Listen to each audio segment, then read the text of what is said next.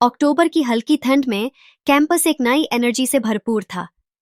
नए सेमेस्टर की शुरुआत थी और हर जगह स्टूडेंट्स की हसल बसल थी। कई लोग कैंटीन में गॉसिप कर रहे थे, तो कहीं क्लासरूम्स और लाइब्रेरी के कॉर्नर्स में ग्रुप डिस्कशंस चल रहे थे। लनवंगजी, एक क्वाइट और डिसिप्लिन्ड स्टूडेंट, हमेशा की तरह अपना दिन प्लान करके चला था। उसका रूटीन सिंपल था, क्लासेस, लाइब्रेरी और घर। सोशलाइजिंग उसकी डिक्शनरी में एग्जिस्ट नहीं करता था। उसका मोटो सिंपल था, साइलेंस एंड फोकस। लाइब्रेरी उसका सैंक्चुअरी थी, जहां वो लेक्चर नोट्स रिवाइज करता और डिस्ट्रैक्शन से दूर रहता। लेकिन आज लाइब्रेरी में एक अनएक्सपेक्टेड डिस्ट्रैक्शन उसका इंतजार कर रहा था।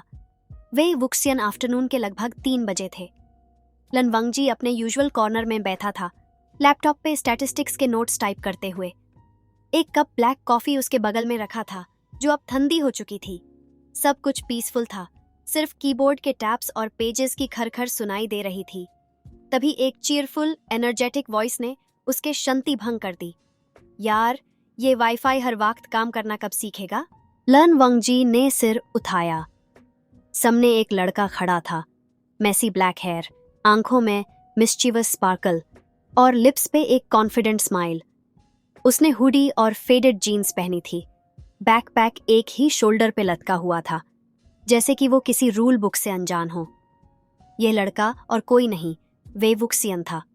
नया स्टूडेंट जो अपने फर्स्ट सेमेस्टर में भी ऑलरेडी फेमस हो चुका था, अपनी मिस्चिफ और आउटगोइंग नेचर के लिए।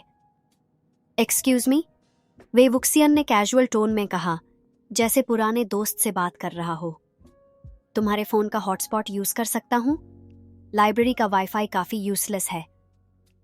लनवांगजी ने उस पर एक कोल्ड इमोशनलेस लुक डाला। नो, बस इतना सा? वे वुक्सियन ने ओवर ड्रामेटिक सक दिया, जैसे कि कोई बहुत बड़ा इंसल्ट हो गया हो। मुझे लगा तुम टॉपर टाइप्स हेल्पफुल होते हो। लनवंगजी ने अपनी अटेंशन वापस नोट्स पर शिफ्ट करने की कोशिश की, लेकिन वे वुक्सियन ने एक चेयर खींचकर उसके सामने बैठने का फैसला कर लिया। बाय द वे, मेरा नाम वे वुक्सियन है। तुम क्या बुलाते हो अपने आप को? लनजन, लनवंगजी ने शॉर्ट और क्रिस्प रिप्लाई दिया। वाओ, लनजन, वे वुक्सियन ने एक ग्रिन के साथ रिपीट किया। तुम तो बड़े मिस्टीरियस और सीरियस लगते हो। लनवंगजी ने बस एक ग्लांस दिया, लेकिन उसके अंदर एक छोटी सी इरिटेशन और क्यूरियोसिटी मिक्स हो रही थी। लाइब्रेरी के एनकाउंटर के बाद वे वुक्सियन हर जगह दिखने लगा, कैफेटेरिया में, क्लासरूम के बाहर, हत्ता कि लाइब्रेरी के हर कॉर्नर में। उसका एंथुजियाज्म लिमिटलेस था और उसने लनवंगजी को अपना नया टारगेट बना लिया था। एक दिन जब लनवंगजी कैफेटेरिया में क्वाइटली लंच कर रहा था, वे वुक्सियन फिर से आया और बिना परमिशन के उसके ऑपोजिट चेयर पे बैठ गया। हाय अगेन लनजन, तुम्हारा टेस्ट काफी यूनिक है। Plain black coffee? रियली? लनवंगजी ने एक सेकंड के लिए उसकी तरफ देखा, लेकिन कुछ नहीं बोला। यार, तुम सच में एक इंटरेस्टिंग केस हो, वे वुक्सियन ने टीजिंगली कहा। तुम जैसे लोग मुझे फैसिनेट करते हैं। किस वर्ल्ड में रहते हो तुम? कोई वर्ल्ड नहीं, लनवंगजी ने कामली रिप्लाई दिया। मुझे पीस पसंद है। पीस? वे वुक्सियन ने हंसी दबाते हुए कहा। मुझे चेओस पसंद है। मुझे लगता है हम दोनों बेस्ट फ्रेंड्स बन सकते हैं। लनवंगजी ने सॉफ्ट साई किया। इम्पॉसिबल। लगता है तुम्हें चैलेंज पसंद है, वे वुक्सियन ने विंक करते हुए कहा। मुझे भी। अगले कुछ दिनों में वे वुक्सियन ने हर पॉसिबल अटेम्प्ट किया लनवंगजी के लाइफ में घुसने का। पहले इरिटेटिंग लगा, पर धीरे धीरे लनवंगजी को उसकी प्रेजेंस डिस्ट्रैक्टिंग से ज्यादा कंफर्टिंग लगने लगी। लाइब्रेरी, जो पहले एक साइलेंट एस्केप था, अब उनके बीच के क्वाइट कॉन्वर्सेशंस का एक नया सेंटर बन गया। तो लनजन, वे वुक्सियन एक दिन लाइब्रेरी में उसके बगल में बैठते हुए बोला, क्या तुम्हें कभी कोई रूल तोड़ने का मन नहीं करता? रूल्स आर इंपॉर्टेंट, लनवंगजी ने कामली रिप्लाई दिया। वे वुक्सियन ने मिस्चीवस स्माइल दी। आज नहीं, कल नहीं, लेकिन एक दिन तुम जरूर मेरे साथ कोई रूल तोड़ोगे। लनवंगजी ने एक रारे स्माइल को सप्रेस किया, लेकिन अंदर ही अंदर वो जानता था, ये लड़का सिंपल नहीं है। लनवंगजी के लिए जिंदगी हमेशा से प्रिडिक्टेबल थी। रूटीन, रूल्स और रिस्पॉन्सिबिलिटी के आसपास घूमती थी। लेकिन जब से वे वुक्सियान उसकी लाइफ में घुसा था, हर चीज अनप्रेडिक्टेबली कैओटिक हो गई थी। कैओटिक लेकिन स्ट्रेंजली कंफर्टिंग भी। हर जगह वे वुक्सियन का प्रेजेंस था, क्लासरूम से लेकर कैफेटेरिया तक। लन वांगजी ने इनिशियली इग्नोर करने की कोशिश की, लेकिन वे वुक्सियन एक ऐसे स्टॉर्म की तरह था जो किसी भी बैरियर को तोड़कर गुजर जाए। और अब यह स्टॉर्म लन वांगजी के दिल तक पहुंच रहा था। यूनिवर्सिटी का एक और बिजी दिन चल रहा था। लाइब्रेरी काफी क्राउडेड थी और स्टूडेंट्स अपने असाइनमेंट्स और प्रोजेक्ट्स में बिजी थे। लान वांगजी अपनी यूजुअल सीट पे नोट्स लिख रहा था जब उसने सुना, लन जान। उसने बिना देखे ही पहचान लिया, वे वुक्सियान। लगता है तुम्हारे बिना लाइब्रेरी काफी बोरिंग होती होगी, वे वुक्सियन ने चेयर खींच के बैठते हुए कहा। उसके हाथ में एक कॉफी का कप था और फेस पे वो ही मिस्चीवस स्माइल जो हमेशा उसके साथ होती थी। तुम्हारा पर्पस क्या है? लन वांगजी ने प्लेन वॉइस में पूछा। मेरा पर्पस? वे वुक्सियन ने प्लेफुल टोन में बोला, तुम्हारे बोरिंग लाइफ में थोड़ा थ्रिल लाना। लन वांगजी ने कुछ नहीं बोला, लेकिन उसके अंदर एक सॉफ्ट अम्यूजमेंट फील हुआ, एक ऐसी फीलिंग जो उसने शायद पहली बार एक्सपीरियंस की थी।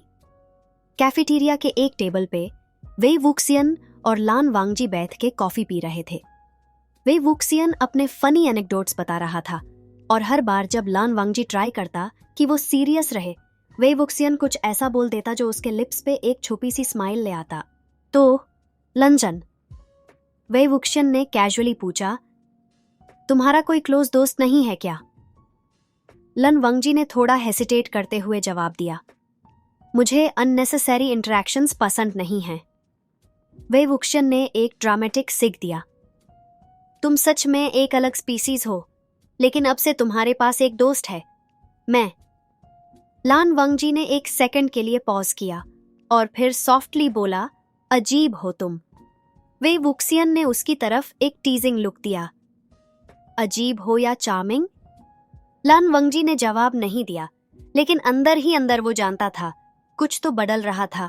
एक रात जब लान वांगजी अपने हॉस्टल रूम में पीसफुल इवनिंग स्पेंड कर रहा था, तभी उसका फोन वाइब्रेट हुआ।